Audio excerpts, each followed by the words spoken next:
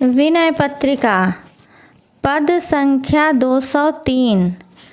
श्री हरि गुरु पद कमल भजहु मन तजि अभिमान। जहि सेवत पाए हरि सुख निधान भगवान। हे मन, तू अभिमान छोड़कर भगवत रूपी श्री गुरु के चरणार बिंदु का भजन कर, जिनकी सेवा करने से आनंद घन भगवान श्री हरि की प्राप्ति हो जाती है। परिवार प्रथम प्रेम बिनु राम मिलन अति दूरी।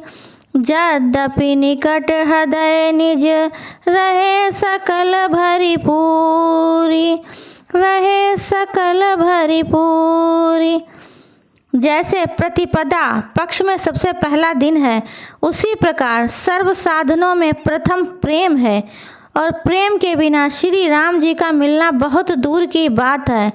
यद्यपि वे बहुत ही निकट सबके हृदय में पूर्ण रूप से निवास करते हैं। द्विज द्वैत मति छाड़ी चरहि मई मंडल धीर। विगत मोह माया मद हृदय बसत रघुबीर।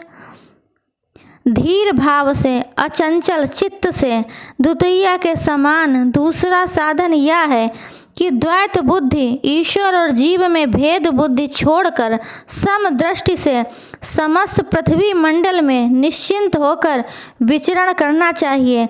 मोह माया और घमंड से रहित हृदय में सदा श्री रघुनाथ जी निवास करते हैं। तीज त्रिगण पर परम पुरुष श्री रमन मुकुंद। गुण स्वभाव त्यागे बिनु दुर्लभ परमानंद। तृतीया के समान तीसरा उपाय यह है कि परम पुरुष लक्ष्मीकांत श्री मुकुंद भगवान तीनों गुणों से परे हैं। अतएव सत्व रज और तम त्रिगुणमयी प्रकृति का त्याग कर देना चाहिए। ऐसा किए बिना परमानंद की प्राप्ति दुर्लभ है। जब तक पुरुष प्रकृति में स्थित है तभी तक वह जीव है और तभी तक सुख दुखों का भोगता है। इस प्रकृति से निकलकर स्वस्थ परमात्मा रूपी स्वस्वरूप में स्थित होने से ही मोक्ष रूप परमानंद मिलता है।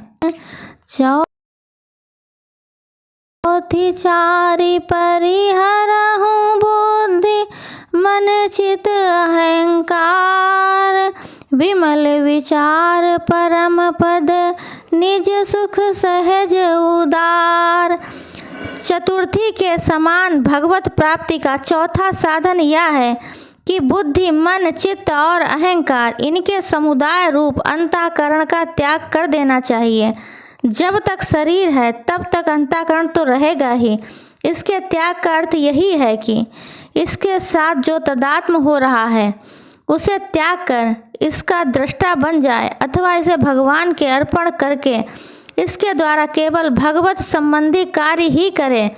ऐसा करने से निर्मल विवेक का उदय होगा। तब अपने आत्म स्वरूप रूपी उदार आनंद घन परम पद की प्राप्ति होगी। पाँच परस रस शब्द गंध अरु रूप। इनकर कहा न कीजिए बहुरी परब भवकूप। पंचमी के अनुसार पांचवा साधन यह है कि स्पर्श रस शब्द गंध और रूप इन पांचों इंद्रियों के विषयों के कहने में अर्थात इनके अधीन होकर न चलना चाहिए, क्योंकि इनके वश होने से जीव को संसार रूपी अंधेरे गहरे कुएं में गिरना पड़ेगा, जन्म मृत्यु के चक्र में पड़ना होगा।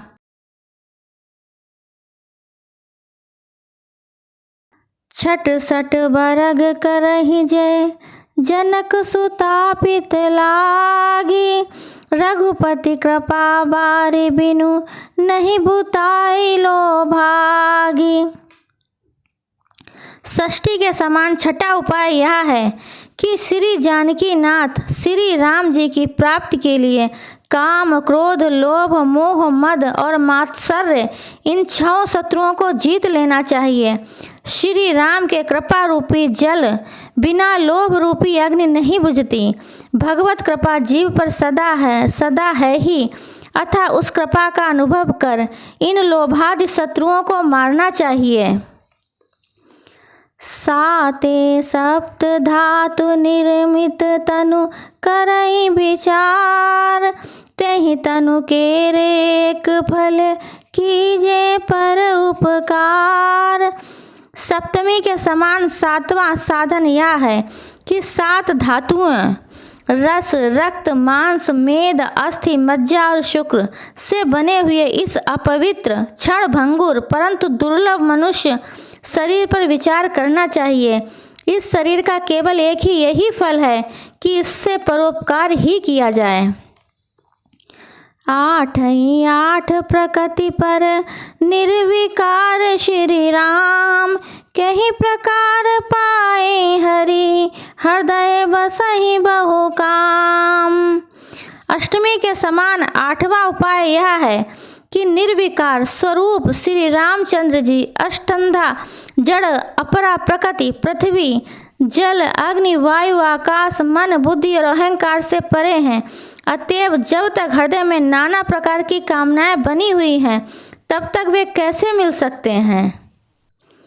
नवमी नवम द्वारपुर बस जहि न आप भल कीन, ते नर जोनि अनेक भ्रमत दारुण दुख लीन। नवमी के समान 9वां साधन यह है कि जिसने इस 9 दरवाजे की नगरी अर्थात 9 छेद वाले शरीर में रहकर अपने आत्मा का कल्याण नहीं किया, वह अनेक योनियों में भटकता हुआ नाना प्रकार के दारुण दुखों को प्राप्त होगा। इसलिए आत्मा के कल्याण के लिए ही प्रयत्न करना चाहिए। 10 कर संजम जो न करहि जिय जानी, साधन वृथा होय सब मिलहि न सारग पानी। 10वीं के समान 10वां साधन यह है कि जिसने 10 इंद्रियों का संयम करना नहीं जाना, इंद्रियों को बस में नहीं किया, उसके सारे साधन निष्फल हो जाते हैं और उस इंद्रियों के दास असंयमी मनुष्य को भगवान की प्राप्ति नहीं हो सकती। 11 एक मन बस के सेवहु जाय, सोई व्रत कर फल पावे आवागमन न साई। 11 के समान 11वां साधन यह है कि मन को वश में करके एक श्री भगवान की ही सेवा करनी चाहिए। इसी से परमार्थ रूप 11 व्रत का जन्म मरण के नाश रूप परम फल मिलता है, अर्थात वह भगवान को प्राप्त हो जाता है।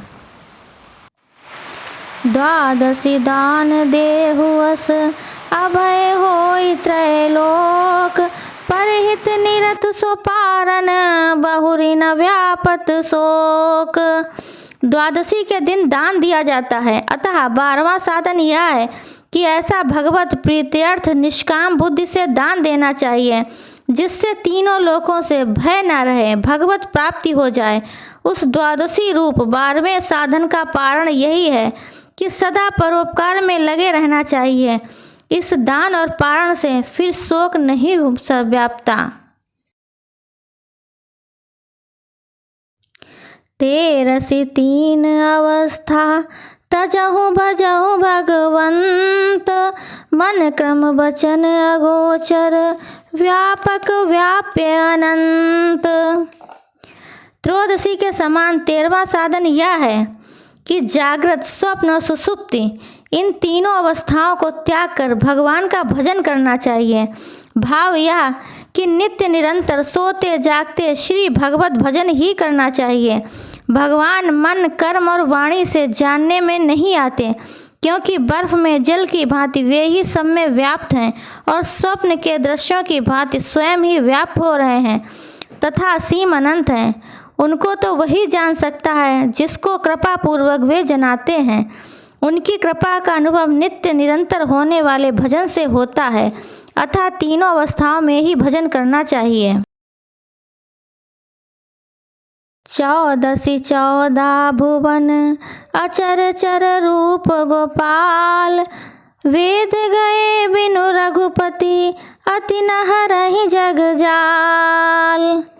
चतुर्दशी के समान गोपाल इंद्रियों के नियंता भगवान चराचर रूपों में 14 भवनों में रम रहे हैं, परंतु जब तक जीव की भेद बुद्धि दूर नहीं होती तब तक श्री रघुनाथ जी संसार रूपी जाल को नहीं काटते, जीव को जन्म मरण से नहीं छुड़ाते। संसार बंधन से छूटना हो तो अभेद बुद्धि से भगवान को भजना चाहिए। पूर्णो प्रेम भगति रस हरि रस जानहि दास, सम शीतल गत मान ज्ञान रत विषय उदास। पूर्णमासी के समान भगवान की प्राप्ति का 15वां साधन जो सर्वोत्कृष्ट और पूर्ण है, यह है कि प्रेम भक्ति के रस में सराबोर होकर भक्ति को, श्री हरि का रस, भगवान का परम रहस्यमय तत्व को जानना चाहिए। इसी से वह सर्वत्र समदर्शी, शांत, अहंकार रहित, ज्ञान स्वरूप और विषयों से उदासीन हो सकता है। त्रिविध सूल होलिय जरे खेलिए अब फागो, जो जी चहसी परम सुख तो यही मार्ग लागो। यहाँ गोसाई जी ने फाल्गुन मास की पूर्णमासी का वर्णन किया है। यह पूर्णमासी और महीनों की पूर्णमासी से कहीं अधिक है। इस आनंदमयी होली की फाल्गुनी पूर्णिमा के दिन दैविक भौतिक इन तीनों तापों की होली जलाकर भगवान के साथ प्रेम की खूब फाग खेलनी चाहिए। यही परम आनंद की अवस्था है। यदि तू इस परमानंद की इच्छा करता है तो इसी मार्ग पर चल, इन्हीं साधनों में लग जा। श्रुति पुराण बुद्ध सन्मत चाचर चरित मुरारी, करि विचार भव तरहि परहि न कबहु जमधारी। वेद पुराण और विद्वानों का यही एक मत है कि भगवान की लीलाओं का गान ही होली के गीत हैं। खूब हरि कीर्तन करना चाहिए। इन सब साधनों पर विचार करके संसार सागर से तर जाना चाहिए। फिर कभी भूल कर भी यमलोक में ले जाने वाली विषयों की धारा में नहीं पड़ना चाहिए। संशय समन दमन दुख सुख निधान हरि एक, साधु कृपा बिनु मिलहि न करहि उपाय अनेक। सारे संदेहों के नाश करने वाले, दुखों को दूर करने वाले और सुख के निधान केवल एक श्री हरि ही हैं। चाहे जितने ही उपाय कर लो, संतों की कृपा के बिना वे नहीं मिल सकते। अतः संत कृपा ही सर्व साधनों में प्रधान है। भव सागर कह नाव शुद्ध संतन के चरण, तुलसीदास प्रयास बिनु मिलहि राम दुख हरन। संसार रूपी समुद्र से तरने के लिए संतों के पवित्र चरण ही नौका हैं। हे तुलसीदास, इस नौका पर चढ़कर अर्थात संतों के चरणों की सेवा करने से दुखों के नाश करने वाले श्री रामचंद्र जी बिना ही परिश्रम के मिल जाएंगे। जय श्री राम।